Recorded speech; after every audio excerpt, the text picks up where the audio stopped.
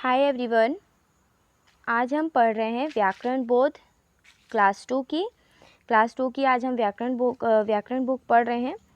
इसके सारे जो चैप्टर था वो हमने क्लियर कर लिया है।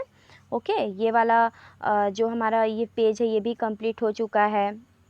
देन हमारा ये पेज भी कंप्लीट हो गया है। अब हमारे पास आता है एक्सरसाइज। अब लेसन कंप्लीट हो गया तो अब आप एक्सरसाइज तो पढ़ोगे, है ना। तो एक्सरसाइज के लिए है आंसर क्वेश्चन, तो मैं आपको बाद में लिख के बताऊंगी, फिर आप उसको कॉपी में फेयर करोगे। अभी यहाँ पे मैं आपको ये फिल इन द ब्लैंक्स है जो उसको क्लियर कर रही हूँ, आप उसको ध्यान से समझो और फिर आप इसको अपने से बुक में फिलअप करोगे। Okay, good. सो यहाँ पे लिखा है दिए गए शब्दों की सहायता से रिक्त स्थान की पूर्ति करो। मतलब यहाँ पे आपको कुछ ऑप्शन दिए हुए हैं, इन ऑप्शंस को देख के आपको इन ब्लैंक्स को फिल करना है। ओके ना। तो इसमें हमारा सबसे फर्स्ट क्वेश्चन है, हमारे देश में खालिस्तान का प्रयोग सबसे अधिक होता है। आपके देश में, आप कौन से देश में रहते हो? इंडिया में रहते हो ना, भारत में। तो आपके भारत देश में कौन सी भाषा का यूज़ होता है? हिंदी का या अंग्रेजी का? हिंदी का या अंग्रेजी का? कौन सी भाषा का यूज़ होता है? हिंदी भाषा का। कौन सी भाषा का यूज़ होता है? हिंदी भाषा का। आपके भारत देश में कौन सी भाषा यूज़ होती है?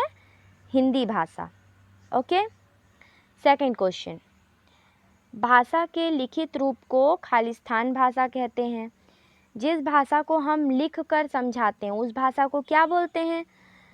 लिखित भाषा बोलते हैं कि मौखिक भाषा बोलते हैं? तो उस भाषा को लिखित भाषा बोलते हैं। जिस भाषा को अपन लिख के समझाते हैं उसको लिखित भाषा बोलते हैं। थर्ड, भारत की राष्ट्रीय भाषा, मैंने आपको बोला था ना, याद रखना है आपको। भारत की राष्ट्रीय भाषा क्या है? अंग्रेजी है या हिंदी? भारत की जो राष्ट्रीय भाषा है वो है हिंदी। भारत की राष्ट्रीय भाषा क्या है? Hindi. Okay. Last question, Hindi भाषा की लिपि खालिस्तान है। ये भी मैंने आपको बोला था कि आपको याद रखना है। हिंदी भाषा की लिपि क्या है? रोमन है कि देवनागरी है? हिंदी भाषा की लिपि है देवनागरी। ओके, ये एक्सरसाइज क्लियर हुआ?